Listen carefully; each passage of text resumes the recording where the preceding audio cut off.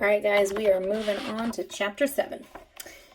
We lazed around for a while, then we dug up worms and headed to the creek with our fishing poles. Most of the stream was pretty shallow, but we walked until we found a place where some big boulders and a fallen tree had made a deep pool. We snuck up close. "Try this," Augie whispered.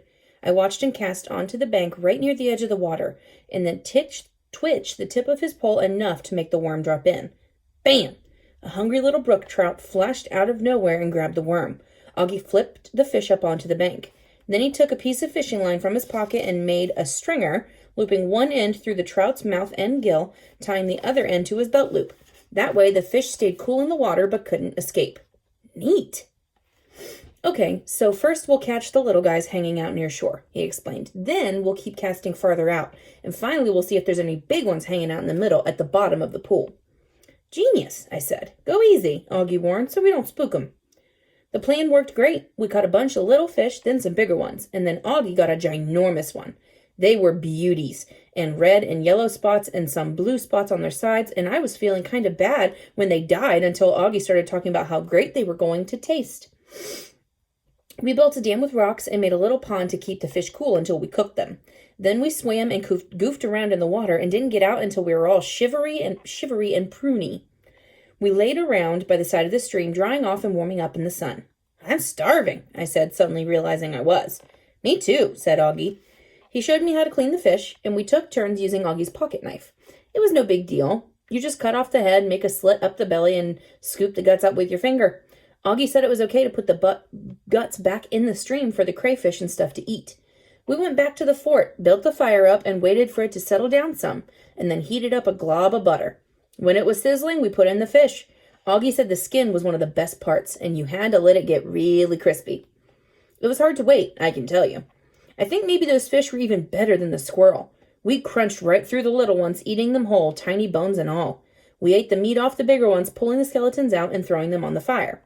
We finished off our feast with cookies and just sat for a while feeling full and lazy. "This is the life," I said. "Definitely," Augie agreed. Then we got tired of sitting around. We went to check out the gorge. We had to hike a long way through the woods. We could hear the waterfall before we saw it. Looking over the edge at the steep, sharp drop, I could see why nobody ever came across from the other side. We walked upstream for a long while to a place where the cliffs weren't quite so steep. Augie said he'd heard about people finding fossils in the cliffs, so we searched around. Neither of us had ever found a fossil before. We figured we'd know one when we saw it, but if we did see one, we didn't know it. By the time we headed back, it was starting to get dark. We had just crossed the little stream near our fort when I noticed that the rock I'd used to cover up the remains of the squirrel had been moved. I called Augie over. "Look," I said, pointing, "that's where I buried the stuff. Do you think an animal found it, like a raccoon or a bear?" The idea of a bear being so close to where we'd been sleeping the night before was both exciting and scary. Augie examined the hole in the overturned rock. "Where's the tail?" he asked, looking perplexed. I looked again. "It's gone." We stared for a minute. I said, "That is so weird. I mean, most animals would be after those nice stinky guts, right?" "Right," said Augie thoughtfully. "It's definitely weird that it only took the tail. That's not much meat on a tail." We looked at each other. "Weird," I repeated. "Definitely weird." Augie kicked the rock back over the remaining stuff, and we went to the fort, picking up firewood along the way.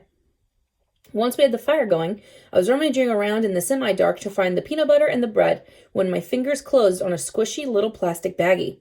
I held it up to the light from the fire. "What the—" Augie glanced over and frowned. "I don't remember bringing those," he said. "We didn't," I answered. The bag was filled with gummy worms. "Gerard," we both said together. "Gerard was here?" I said. It hardly seemed possible. "What was he doing here? This is our fort. It's supposed to be secret." Augie was staring at the baggie. "Is anything missing?" I asked. I found a flashlight and began looking around. "What I can't figure is," Augie said slowly, "is whether he was sneaking around or he dropped the gummy worms by mistake." "Yeah," I said, "or what? Or, I don't know, maybe he left them on purpose." "What, like a warning? I'll be back to burn down your fort?"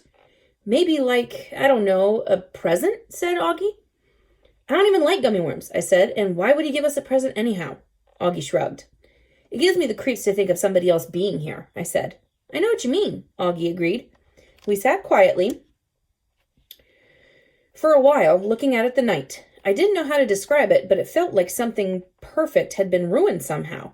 I tried to shake the feeling as Augie and I made peanut butter sandwiches and ate them by firelight. We played poker for matches. I creamed Augie, and after that I felt a lot better. I woke up several times during that night, my heart pounding, expecting to see Gerard's big, white moon face staring in at me, but nothing happened. That's the end of Chapter 7. On to Chapter 8.